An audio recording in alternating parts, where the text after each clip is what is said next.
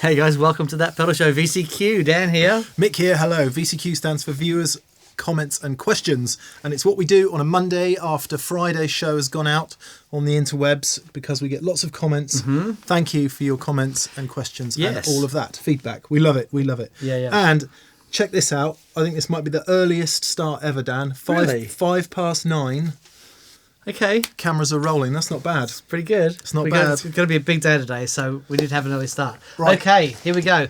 So Friday's show, we had vintage amp gloriousness. Crazy. Johnny from Hereford came down, brought some amazing amps, and we just, for no other reason, got into it. Yeah, it was just wonderful. Johnny has sent us a very nice email, actually, just to say a huge thank you for having his amps on and being so, putting them through their paces. And he's got, I think, maybe some feedback that might be relevant to some of these questions. Okay, brilliant. Yeah. Okay, well, let's get stuck in.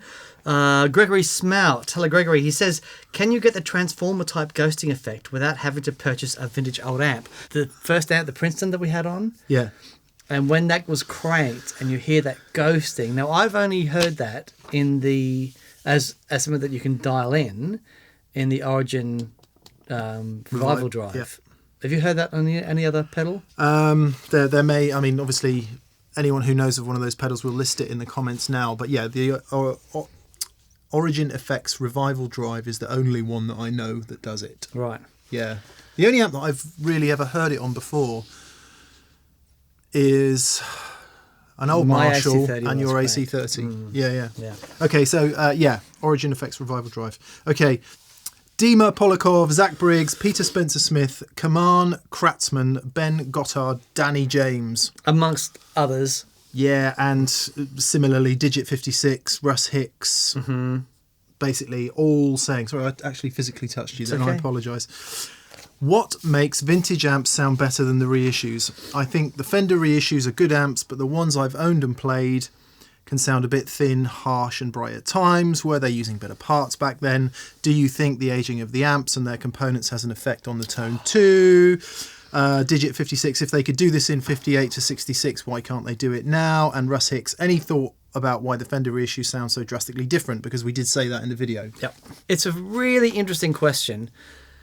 You need to remember that, yes, the parts were different back then. The transformers were different. You know, the way they did the layouts and everything. But remember that it takes, change one resistor and the whole amp sounds different. Mm. Those amplifiers, and someone else mentioned actually that those amplifiers have been around heat those valves for so long, and that changes the way that the components, it changes the tolerance of the components.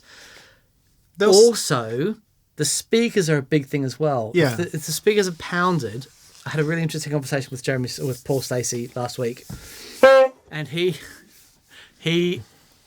was saying he says he's managed to make a Celestion Gold 12-inch speaker sound great, and I'm like, how have you done that? Because I used to have a couple of those, and I didn't get on with them at all.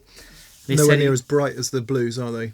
Mine weren't anyway. But there was a harshness to them. Right. And he basically, he pounded them for like a week just with really loud music. And then suddenly he says he's got this amazing sounding speaker. So the effect of age. The effect of age, but the effect of being used as well. It's like, take two nice acoustic guitars, you get one that gets played a lot, and you get one that doesn't, and then in 10 years' time, they sound drastically different. And the flip side of that, of course, is once you come forward 50 years, 60 years, that 58 bassman and that 58 bassman are going to sound very different. Very different. And not all 58 bassmans are going to sound great. Exactly. So were the components different? Yes, they were. Contentious statement, Dan. I'm going to say hand-wired amps with big components and proper old transformers sound better to me. I think you got a better chance of them sounding better than all your little tiny components. Sorry, but my experience to date is that it's when I plug into a hand wired amp with minimal componentry. Yeah. And it's the components. It's the components themselves. It's not the fact that it's hand wired. It's the fact that it is whatever they are, new old stock or whatever, to me they sound different. They sound more open. Josh Scott, when he was on the show, he made a really good point that the simpler the design of any device, the more important the individual components are. Yeah. Valve amplifiers are really simple. There's not a lot going on there, which is why every little bit in that design matters. So that's really important. And I've also heard people say that the iron used in the transformers is not the same now as it was back then, etc., etc., etc., etc. I will, however, just say that I don't think the reissues sound in any way bad. I've had plenty of reissue amps, and I think if you play them and you get used to them, and we've had some great sounds out of that Super. It's a good amp, fantastic sound. Modern 65 Deluxe Reverb reissue, one of the most popular amps on the planet. Sounds great. Yeah. Does it sound like the old ones? Probably not. But which old one? Yeah. And we are going to get a couple of those silver-faced Princetons because the reissues. Because I've been in studios with those, and they sound fantastic. I don't know if this question is going to come up. I haven't actually flicked through the questions very much yet, but it's certainly changed my opinion of using small amps, and I'm much more eager to do that now. Right. Okay. Cool. By small, I mean 15 watts. 10 watts. Yeah. Fantastic. Now this was really interesting. The sound of those amplifiers, that vintage thing, it wasn't universally loved. So no. Hatuliko 2009 says, I'm sorry to say that most of the amps didn't sound great to me. It didn't pass well through YouTube, I guess, and I am listening with high quality headphones. It is all subjective. Totally, 100%. Yeah. Quite often someone will say, it doesn't sound very good to me, maybe YouTube compression's killing it. Actually, YouTube doesn't do a bad job of the audio. No. It's not bad at all. It's not as good as hearing it. Well, certainly you've got hearing the room is one thing. All nice through the UA stuff and monitoring it back while I'm doing the mixing is another, and YouTube is another. But YouTube doesn't do a bad job of the audio. No, it does a dreadful job of the video. But as long as you're watching it in at least HD, because that also affects the audio quality as well. Does it? Absolutely. Really? Absolutely. So if you're watching it in HD compared to the lower... I never knew that. It makes a massive difference. I wanted to say so many people were blown away by your playing in the episode. Thank you. Thanks for all the nice comments. And on that subject, Slowdy says, okay, boys, your playing is simply getting better, or you're inspired. I don't know, but keep it up. I know.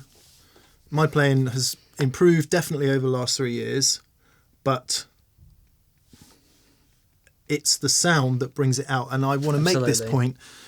Every single person watching this video, you've got 50% more in you than you think you have. And that 50% will come out when you're inspired by sound. If you lose yourself in it and you allow yourself to be lost in it. And that is a hard thing to do. Especially when you're sat here on video with half the world watching, waiting for you to trip up. And sometimes if you just let it go, and it's not always easy to do that. I've had that experience as you have, as many of you will have had, at a gig or something where it just flows. There's no conscious process going on and it flows. And for me, the facilitator of that is great sound, and that is everything that we talk about on all TPS. The time. It's the whole purpose of the show. I filmed 2 of my Strat vlogs over the weekend, and that was absolutely apparent. I'm sat here trying to play the same thing 4 times to compare things. Right. I can't play for toffee because all I'm doing is thinking about what I'm playing and trying to listen to the sound. Yeah. Waste of time. Another reason why A/B comparisons and blind tests are a total waste of time. I think there's a really great show on how to pick out gear that connects with you. Take someone else and let them decide. Alex Garrick is curious to know, have you ever tried one of the most obscure Fender amps like the Fender The Twin Red Knob? Would be nice to see twin comparisons, tips for recording loud amps, and maybe a tangent on does more watts headroom mean better pedal platform? Cheers from Mexico. Question 1, yes, I had a Red Knob Twin. Had at least one Red Knob Twin, in fact. Much harder sounding, louder, had a distortion channel in it as well. Yeah. Is that, what's his name, Revere? Did he do those? I think so, Paul Revere. Yeah.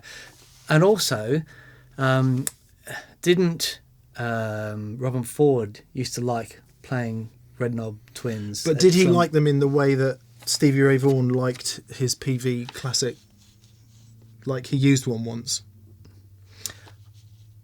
I don't know. I think it might have been a simple, when he's on tour, Yeah. it might have been easier. Of all the things that you can get from a hire department, Yeah, a red knob twin, he might have been able to set that up.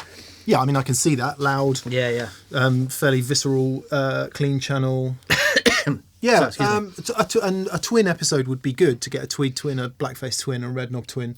Okay. And because I mean, you know, the fact that they're called twin is about the only thing common Right. to those amps. You do ask another question, Alex, which is, does more watts headroom mean better pedal platform? Reductively, yes, but it really depends what sound you're looking for. Not necessarily. Yeah. MDA, is there an age where vintage amps won't sound good anymore, given the age of their components? As you replace the components, aren't you just slowly turning a vintage amp into a reissue of sorts? Interesting question. Very interesting question. There will be an age where the vintage amp simply stops working.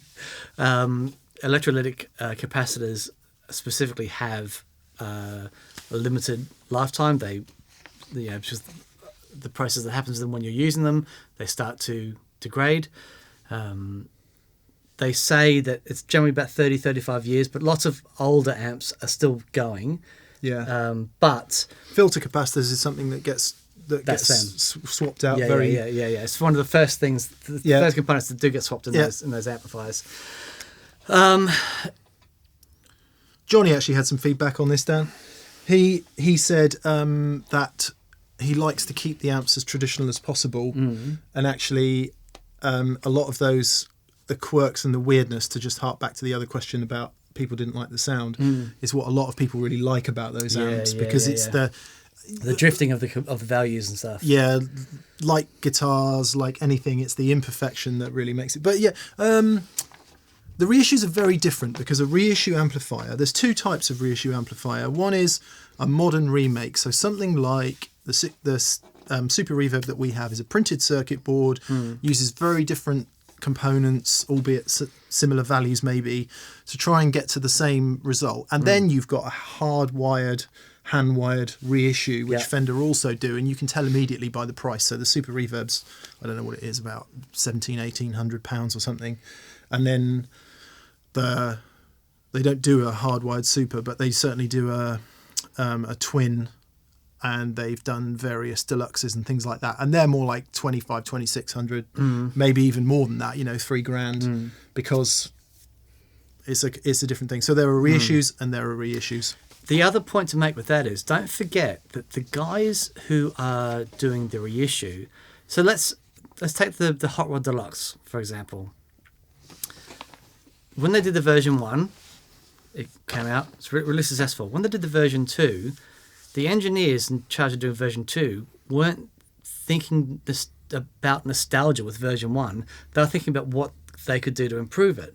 And same with version 3 and version 4. And as the amplifiers, if you go back when the amps were designed, every time they've re-released it, the engineers are not thinking, but they don't come at it with this sense of history. They're coming at it like an engineer does. Yeah.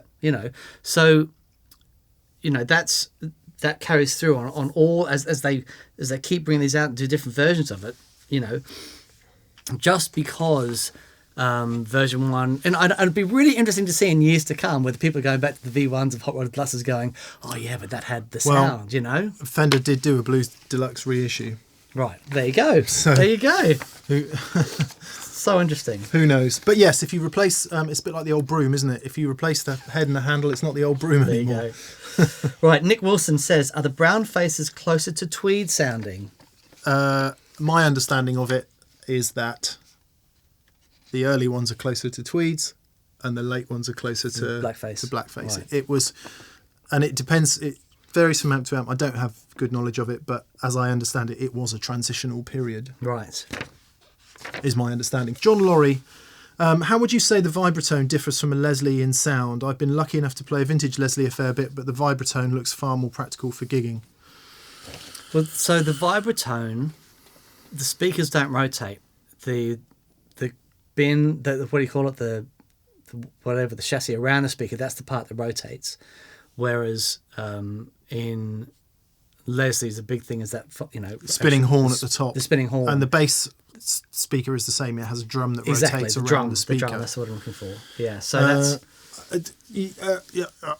there is something about the sound of a Leslie that is just different from anything. Yeah.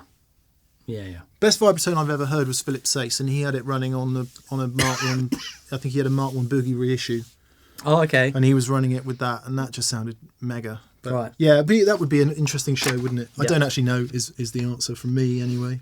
The Marshall tone at the end. 65 JCM 45 that we had. Yes. Being here in the room with that absolute monster of an amplifier.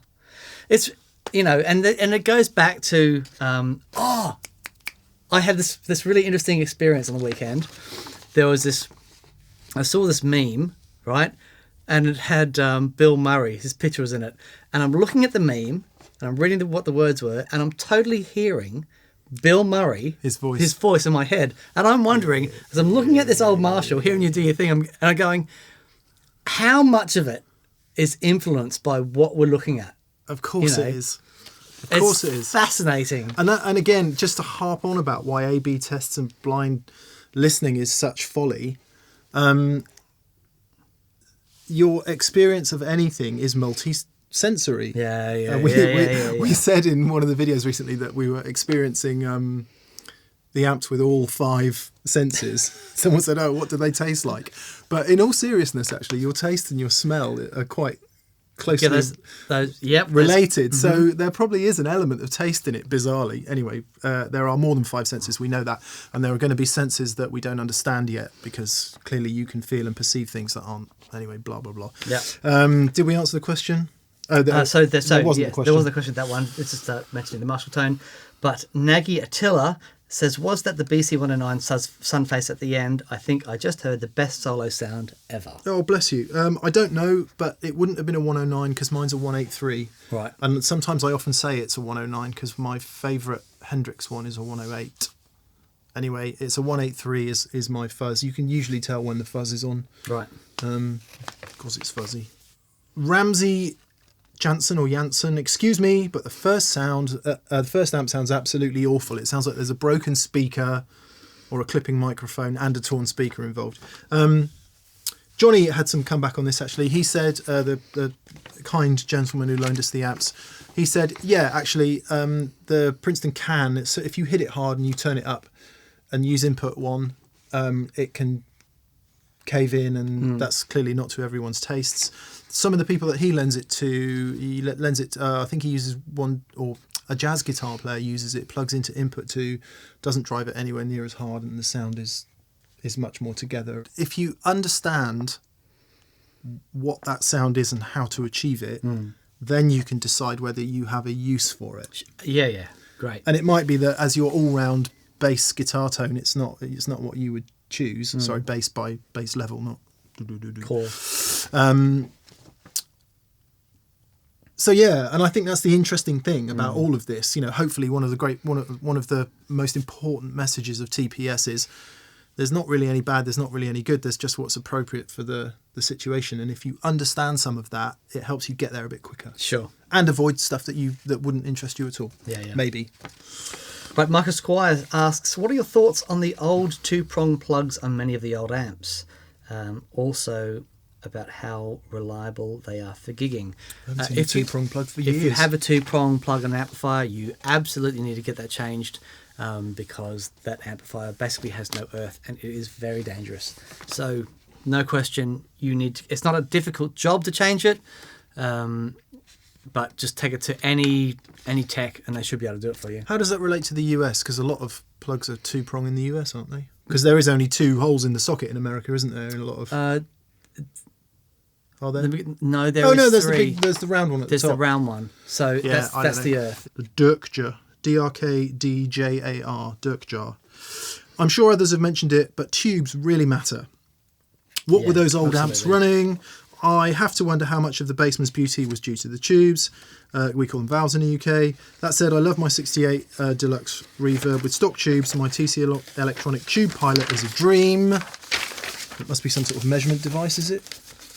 The tube. TC Tube Pilot. Yes. With early 2000 Sovtech valves, blah, blah, blah. Tube rolling might be in your future. I would suggest that a Tube Pilot is an easy way to evaluate some differences. Yeah, to be honest, I have never, other than swapping out a few preamp valves, and I tend to like a certain brand of, which is, could talk a lot about this. A lot of brands of tubes don't really mean anything. All they are is selection, because there's only 3 tube factories left.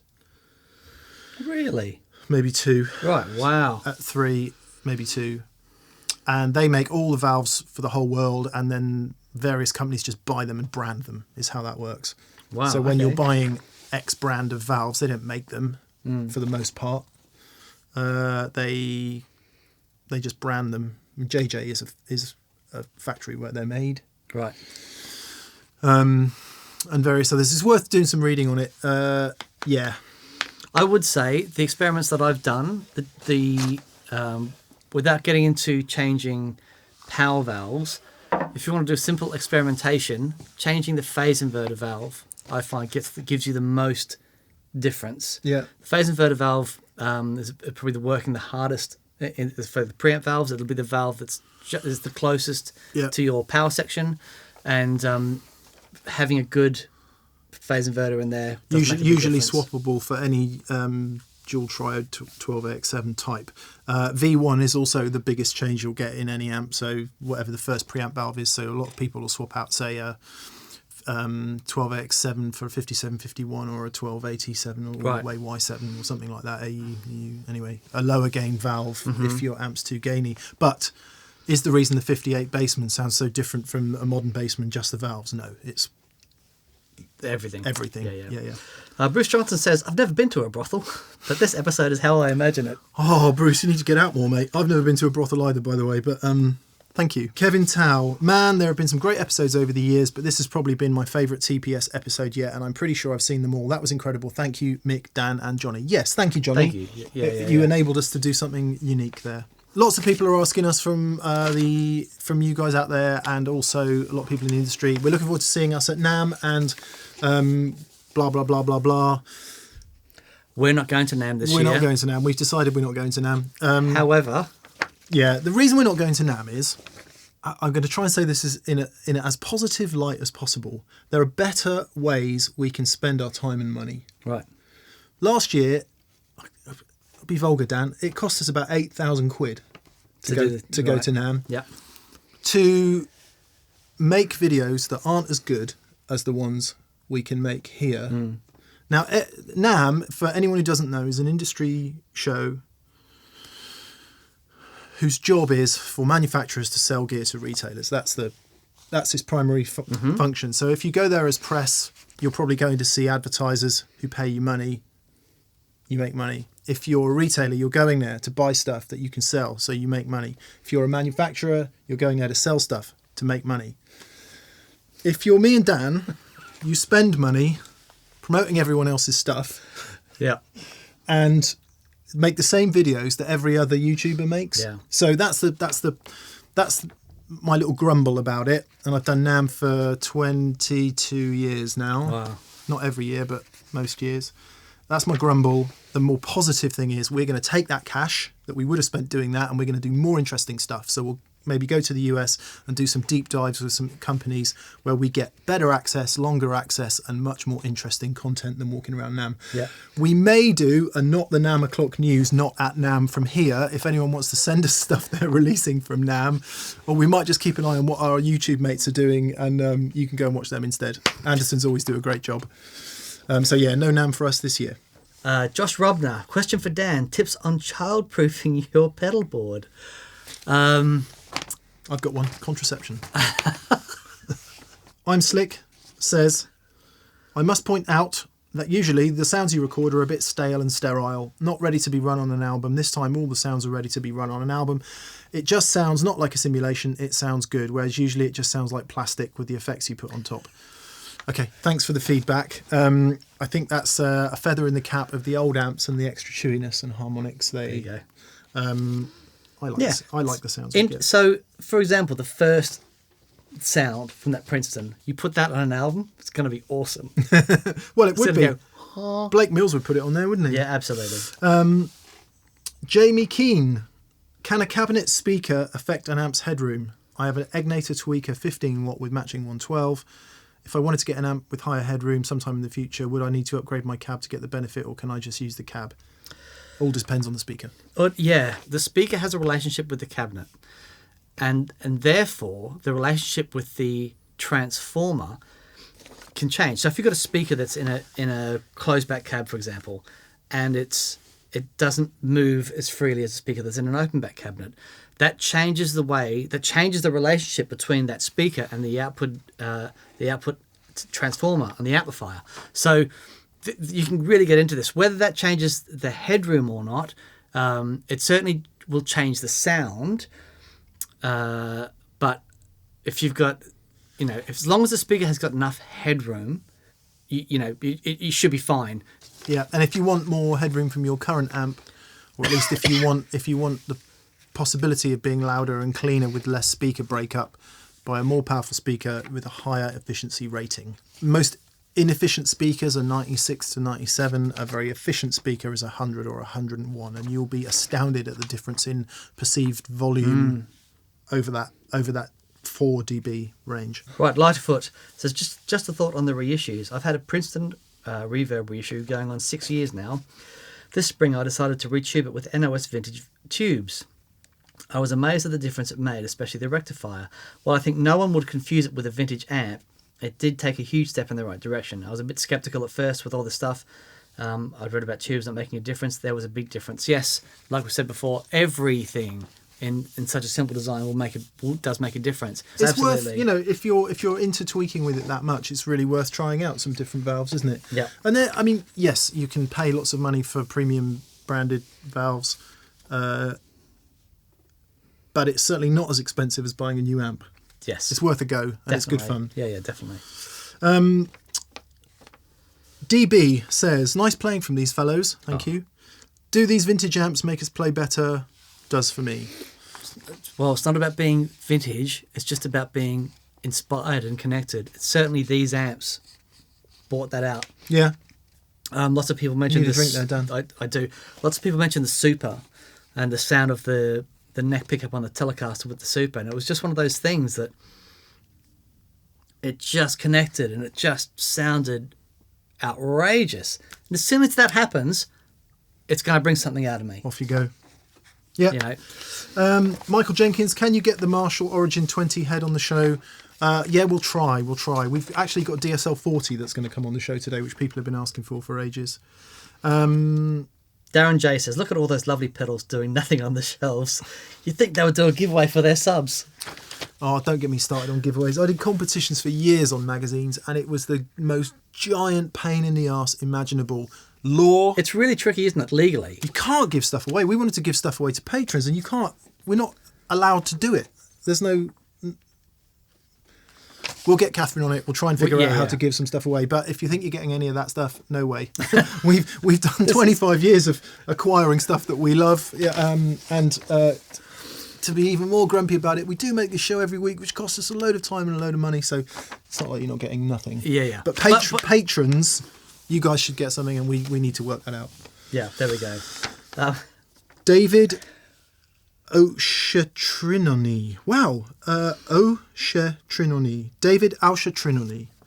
Hey guys, you know I'm a great supporter of the show. I would like to know how your singles are doing. And David is talking about the Ox EP that we did that's available on iTunes and That Pedal Show store, and also maybe Amazon. Well, how are our singles doing, Mick? They're doing